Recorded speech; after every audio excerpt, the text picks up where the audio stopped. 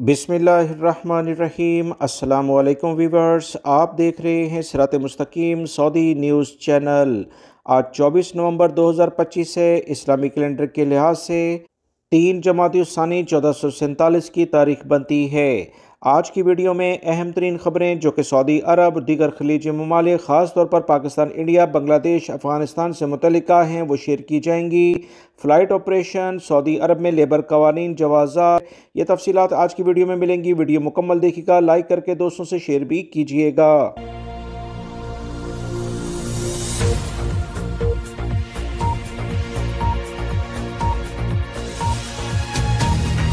Viewers, India نے ایک متنازع بیان جاری کیا ہے جس سے پوری دنیا میں دوبارہ سے ہلچل پھیل گئی ہے۔ بہت سارے میڈیا ہاؤسز اس پر بات کرنا شروع کر چکے ہیں۔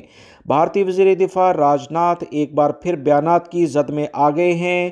ان کا واضح کہنا ہے کہ سندھ، جو کہ پاکستان کا ایک صوبہ ہے جس نے انڈیا سے علیحدگی کے لحاظ سے پاکستان کا سب سے پہلے حصہ بننے کے لحاظ سے بات کی تھی، اس کے بارے میں انڈین وزیر دفاع نے کہا کہ سندھ واپس انڈیا کو مل جانا چاہیے کیونکہ وہ کبھی پاکستان کا حصہ نہیں تھا، اور ہم پوری کوشش کریں گے کہ سندھ دوبارہ سے انڈیا کے ساتھ شامل ہو جائے۔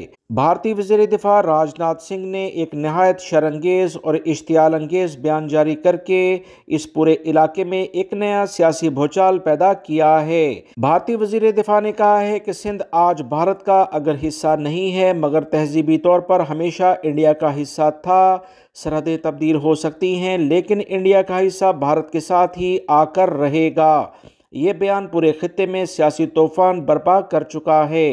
پاکستانی حلقوں نے بھی اس پر شدید تنقید کی ہے اور کہا ہے کہ سندھ وہ سرزمین ہے جہاں پر سب سے پہلے اسلام آیا تھا، تو سندھ انڈیا کے ساتھ کیسے مل سکتا ہے؟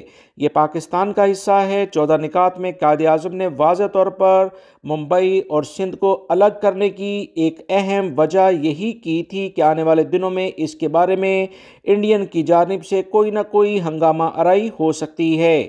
سیاسی ماہرین کا کہنا ہے کہ راج ناتھ کا یہ بیان پاکستان کی علاقائی خود مختاری پر براہ راست حملہ ہے۔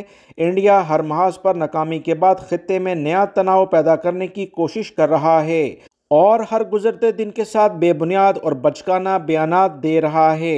سوشل میڈیا پر پاکستانی شہریوں نے بھارتی وزیر دفاع کے اس بیان کو جارحیت، مداخلت اور سیاسی ڈرامہ بازی قرار دیا ہے۔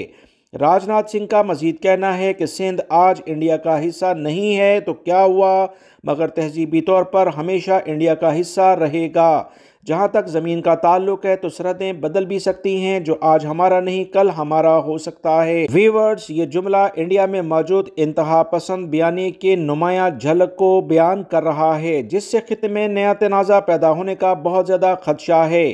تجزیہ کاروں کا کہنا ہے کہ انڈین حکومت سیاسی فائدے کے لیے اس طرح کے بیانات دے رہی ہے، اس کے علاوہ اس کی کوئی حقیقت نہیں۔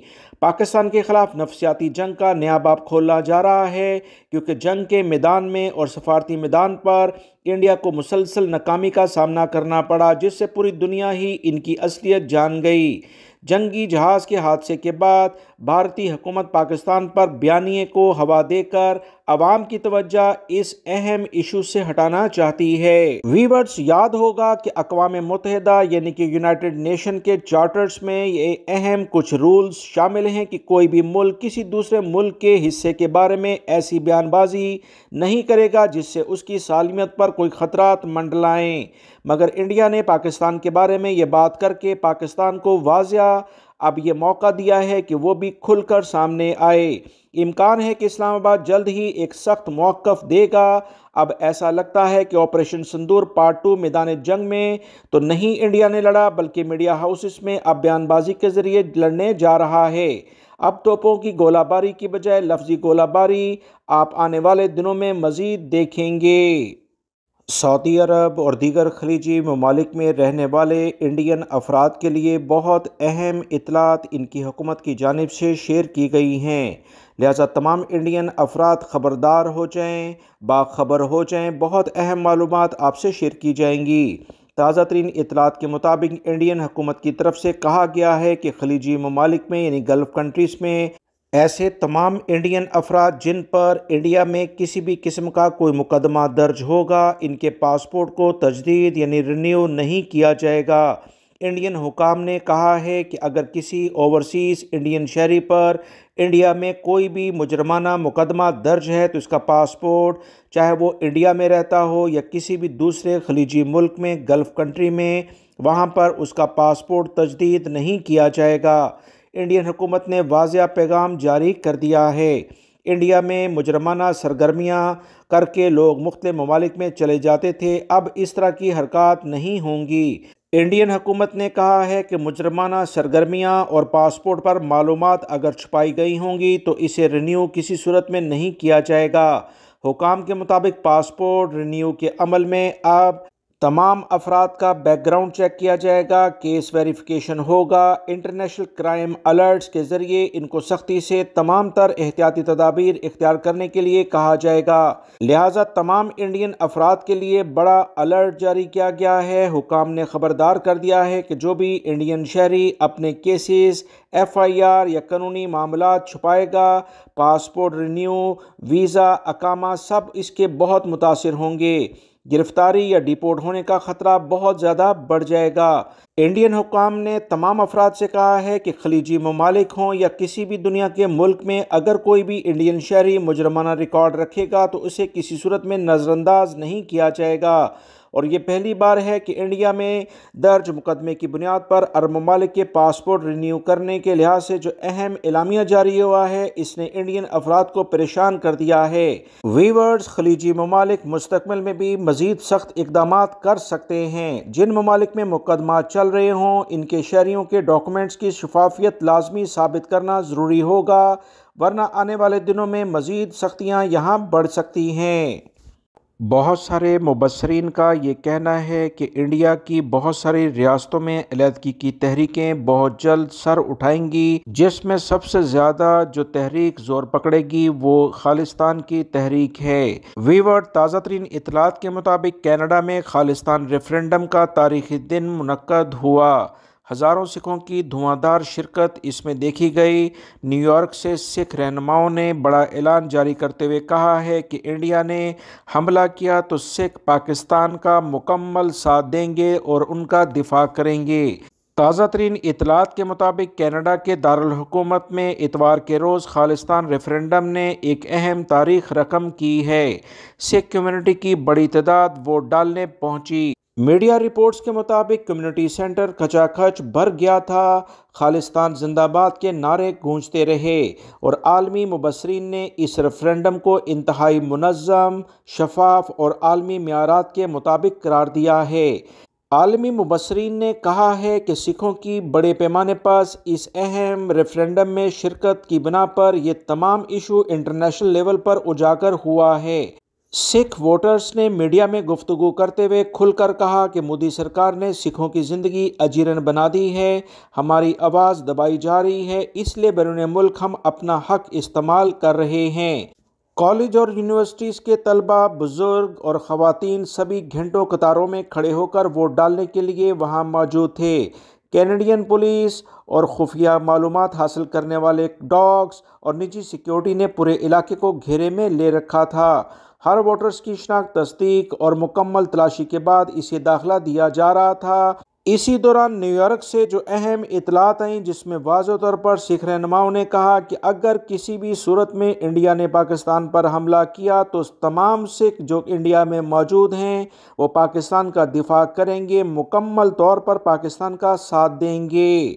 سکھ رہنماؤں نے واضح طور پر مودی حکومت کو کہا ہے کہ اگر پاکستان پر جارحیت کی گئی تو خالصتان سکھ پاکستان کے دفاع میں شانہ بشانہ کھڑے ہوں گے۔ پاکستان کی خود مختاری اور عوام کے دفاع میں خالصتانی سکھ پیچھے کسی صورت میں نہیں رہیں گے۔ ریفرنڈم اور یہ اعلانات انڈیا میں شدید بے چینی پیدا کر چکے ہیں۔ سکھوں کی جانب سے کہا گیا کہ پاکستان کا سیکیورٹی کونسل کا غیر مستقل رکن منتخب ہونا عالمی امن کے لیے اہم قدم ہے۔ پاکستان سکھوں کے حق خود ارادیت کی مکمل حمایت پر غور کرے۔ ویور، یہ پہلا موقع ہے کہ بیرون ملک سکھوں نے انڈیا کے خلاف عالمی سطح پر اتنی بڑی طاقت کا مظاہرہ کیا ہے۔ پاکستان کی حمایت کے لحاظ سے انہوں نے کھل کر اعلان کر دیا ہے۔ خالصتاً مسئلہ پوری دنیا میں دوبارہ شدت سے ابھرنے کے لیے جا رہا ہے اور باقاعدہ اقوام متحدہ میں بھی جلد اپلیکیشن جمع کرائی جائے گی۔ سعودی عرب میں رہنے والے بہت سارے غیر ملکی افراد روزگار کے لحاظ سے کنسٹرکشن سے متعلقہ جو شعبہ ہے اس سے منسلک ہوتے ہیں۔ اس بارے میں کچھ اہم اطلاعات آ رہی ہیں کہ سعودی عرب میں تعمیراتی لاگت کی نئی رپورٹ جو جاری ہوئی ہے، اس کی بنیاد پر قیمتوں میں اضافے کا رجحان دیکھا جا رہا ہے۔ سعودی محکمہ شماریات نے اکتوبر 2025 کے لیے تعمیراتی لاگت کی تازہ ترین رپورٹ جاری کرتے ہوئے کہا کہ رہائشی عمارتوں کی تعمیرات میں 1% اضافہ دیکھنے میں آیا، جبکہ غیر رہائشی تعمیرات میں 0.9% اضافہ ریکارڈ کیا گیا ہے۔ ماہرین کے مطابق یہ اضافہ مواد، سروسز اور انفراسٹرکچرز لاگت بڑھنے کا نتیجہ دیکھا جا رہا ہے۔ حیران کن طور پر ایک ماہ میں کوئی تبدیلی نہیں ہوئی۔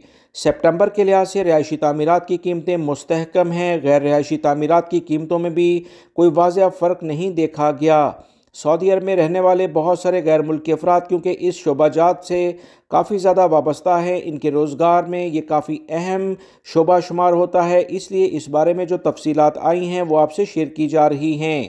سالانہ مجموعی اضافے کے لحاظ سے اگر بات کی جائے تو سعودی عرب میں تعمیراتی لاگت کا اتار چڑھاؤ دیکھا جا رہا ہے۔ تعمیراتی لاگت کا جو شمار ہے وہ 51 مختلف تعمیراتی اشیاء اور خدمات کی قیمتوں کی بنیاد پر اس کا فیصلہ کیا جاتا ہے۔ ماہرین کا کہنا ہے کہ رپورٹ سے یہ اندازہ ہوتا ہے کہ تعمیراتی شعبہ مسلسل ترقی کر رہا ہے، مگر قیمتوں میں اضافہ سرمایہ کاروں اور بلڈرز کے لیے بڑا چیلنج بن گیا ہے۔ لہٰذا سعودی عرب میں رہنے والے وہ تمام غیر ملکی افراد جو ٹھیکیداری یا کسی اور طرح کا سیٹ اپ تعمیرات کے شعبے میں کرتے ہیں، ان کے لیے سال 2026 میں تعمیراتی شعبے سے منسلک ورکرز کی تنخواہوں میں نمایاں کمی کا بہت امکان ہے۔ لہٰذا تعمیرات کے شعبے میں کام کرنے والے غیر ملکی افراد آنے والے دنوں میں کچھ مشکلات سے دوچار ہو سکتے ہیں۔